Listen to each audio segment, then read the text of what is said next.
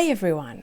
Today we're talking about the difference between two Enneagram types, namely Enneagram 2 and Enneagram 9. This is also a series that I started a couple of months ago, and I compared Enneagram 1 and Enneagram 3. So if you're interested in that, feel free to watch that video.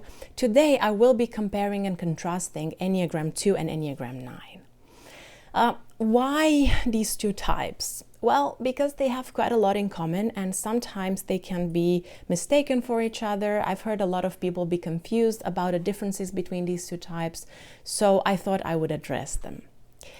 Enneagram 2 is also known as the helper or the giver, whereas Enneagram 9 is also known as the peacemaker.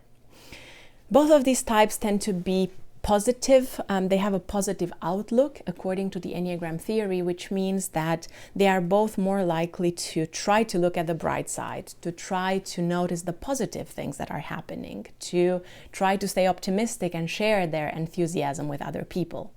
They are also both pretty conflict avoidant, 9 more so than 2, but still there's a tendency to want to prioritize, happy, positive interactions with other people. So, what are the differences? First of all, they belong to different intelligence centers. Enneagram 2 belongs to the heart triad, whereas Enneagram 9 belongs to the gut or instinctive triad. What we know about these triads is that they have different feelings or emotions that they're trying to suppress, and they have different overall motivations. What is more specific for type 2 and also for the heart triad in general is a tendency to want to run away from or suppress shame or embarrassment, and rather focus on being loved, being appreciated by other people.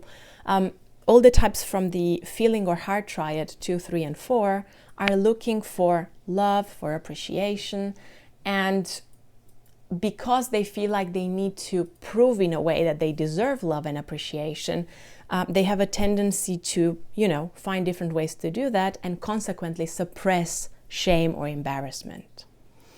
Because the feeling or the perception that they do not deserve love and appreciation is directly linked to shame. On the other hand, Enneagram 9, also known as the peacemaker, is a type that belongs to the instinctive or gut triad, where the main focus is suppressing rage or anger.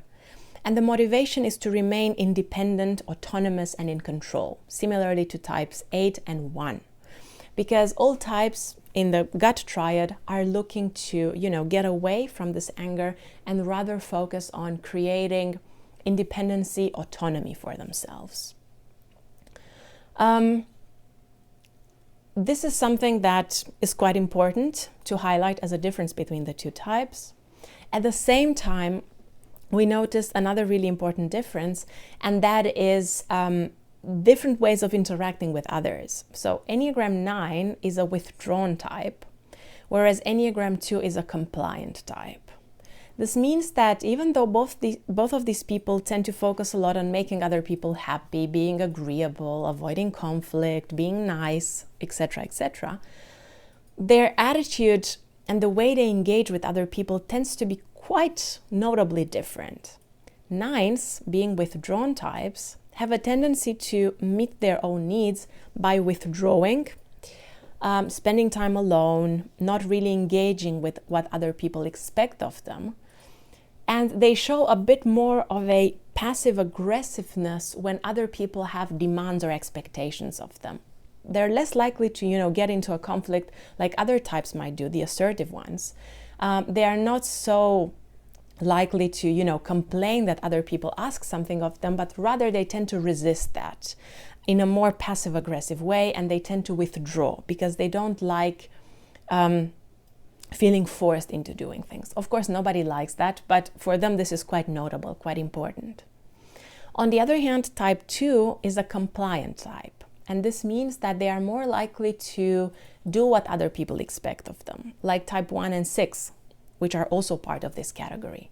They are more likely to feel like they are going to meet their needs if they please other people, if they engage with the needs of other people or the expectations of other people. So they have a stronger tendency to sacrifice things for others, to make important decisions based on what other people need and expect of them, what society expects of them, what their friends, family, partners, colleagues, etc., expect of them. This is really important. I've noticed this in groups as well, or in families as well. Twos keep thinking about, okay, this person needs this person needs this, or I'm anticipating that this person will need this from me, and I'm going to do that. I want to make them happy. Whereas type 9 is more likely to say, no, I'm disengaging a bit, I can tolerate, I can be flexible, I can spend time with these people and really make them all feel like they're all accepted, they can all belong, but I don't really want to keep thinking in terms of what do I need to do to make everyone else happy and satisfied. Also, if we look at it from the object relations theory, Enneagram 9 is an attachment type, whereas Enneagram 2 is a rejection type. What does this mean?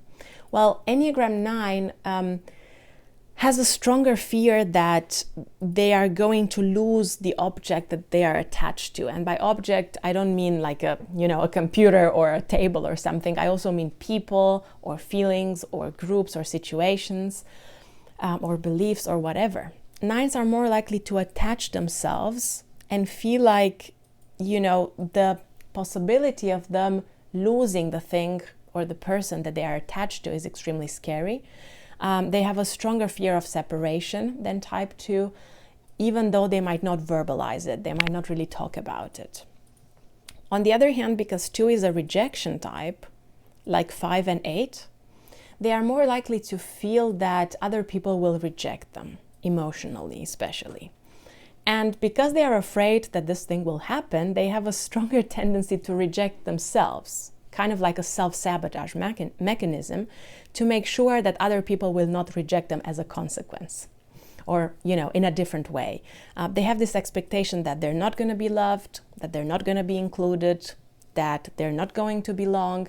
So because of that, on an emotional level, they tend to reject themselves, which of course is not necessarily the best thing for them either.